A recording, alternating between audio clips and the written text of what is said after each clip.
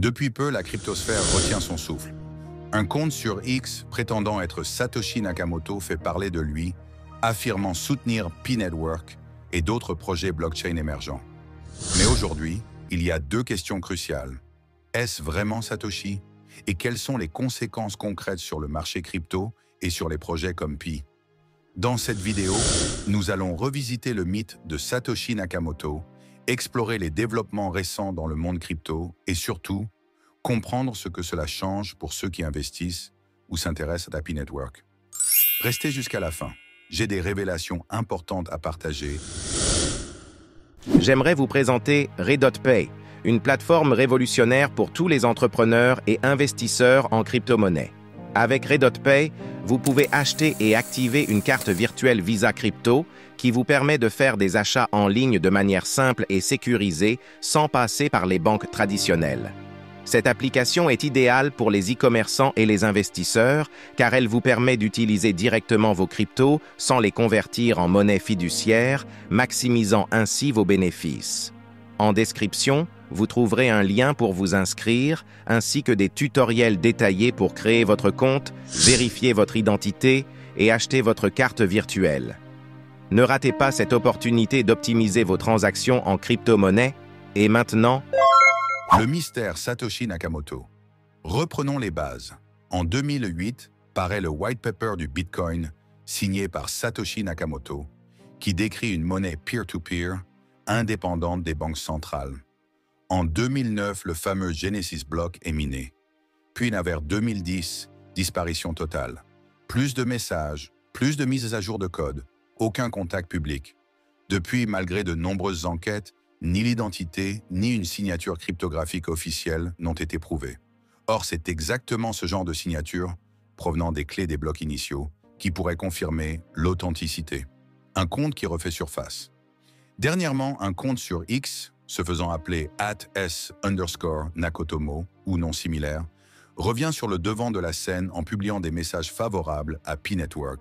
Mais jusqu'à maintenant, aucun élément vérifiable, aucune signature, aucun message signé avec les clés anciennes, rien pour prouver que c'est réellement Satoshi. Cela soulève des doutes. Pourquoi ce timing? Pourquoi faire des tweets plutôt que des preuves techniques irréfutables? Est-ce pour gagner en visibilité ou influencer le marché? Les précédents d'usurpation. On a déjà vu ça, des personnes qui se prétendent Satoshi. Le cas de Craig Wright est le plus connu.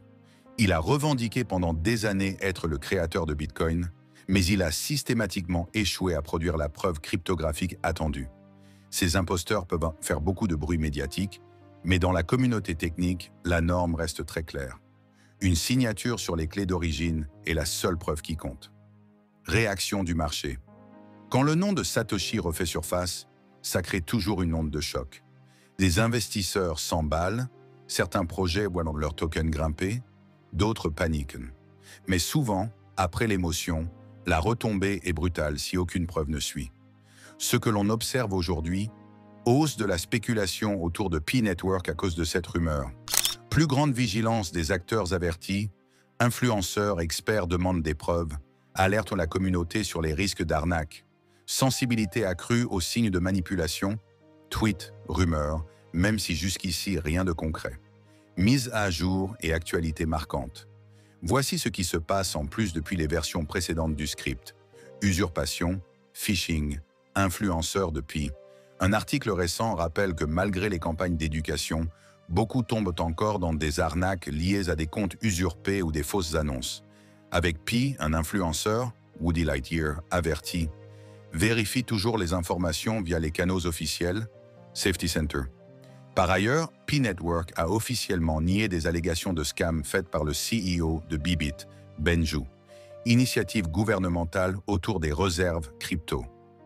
Aux États-Unis, Donald Trump a signé une executive order pour créer une Strategic Bitcoin Reserve et un US Digital Asset Stockpile.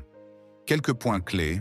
Cette réserve comprendra les bitcoins déjà confisqués par le gouvernement dans des affaires criminelles ou civiles et ne sera pas vendue. Elle servira de store of value. D'autres cryptos pourront entrer dans le stockpile d'actifs numériques non BTC, mais seulement dans des cas de confiscation ou situations légales similaires. Pas d'achat massif supplémentaire sans législation.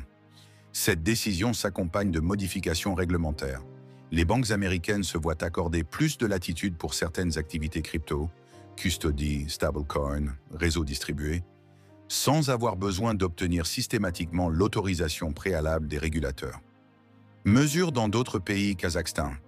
Le président a proposé la création d'un fonds de réserve crypto dans le cadre de la modernisation du secteur financier et de l'intégration des actifs numériques dans l'économie nationale. Nouvelle transaction intrigante. Un portefeuille inconnu a envoyé récemment environ 20 000 $ de Bitcoin à l'adresse de Satoshi Nakamoto, adresse qui détient depuis longtemps des Bitcoins dormants. Certains pensent que c'est un geste symbolique, d'autres une erreur d'échange. La position du P-Network P réagit officiellement.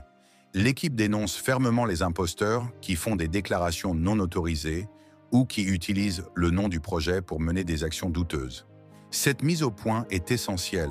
Elle protège les membres de la communauté contre les arnaques, elle clarifie les limites de ce qui est officiel ou non, elle renforce la nécessité de vérifier les sources.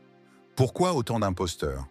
Les motivations restent similaires: réputation, influence, gains financiers potentiels, visibilité. Le nom Satoshi est devenu un marqueur mythique. Mais aujourd'hui, avec les autorités qui s'impliquent davantage, les décisions politiques qui reconnaissent officiellement les cryptos et la réglementation qui évolue, les conséquences des impostures sont plus grandes. Le risque d'être démasqué ou de subir des sanctions augmente. Nouvelle leçon à retenir. À la lumière de toutes ces informations récentes, voici ce qu'il faut garder à l'esprit. Toujours demander une preuve technique, pas de la communication ou des déclarations vagues. Être attentif aux actions des États.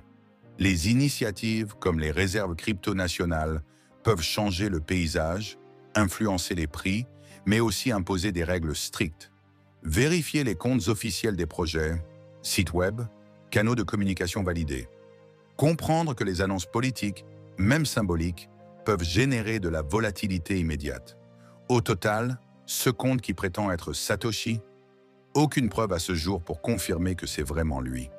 Tant qu'une signature cryptographique des clés historiques ne se manifeste pas, nous restons dans le domaine de l'hypothèse, de la rumeur. Mais cette rumeur, cette agitation, ne sont pas sans conséquences. Elles affectent la confiance, le comportement des investisseurs, la perception des projets comme P-Network et même les politiques publiques autour des cryptos. Si tu veux investir ou t'engager sérieusement dans la crypto, ta meilleure arme, c'est l'information fiable, la rigueur et la stratégie. Beaucoup de débutants perdent de l'argent en crypto parce qu'ils misent tout sur la chance. La réalité, c'est que sans stratégie, sans gestion des risques et sans formation, le marché devient un piège.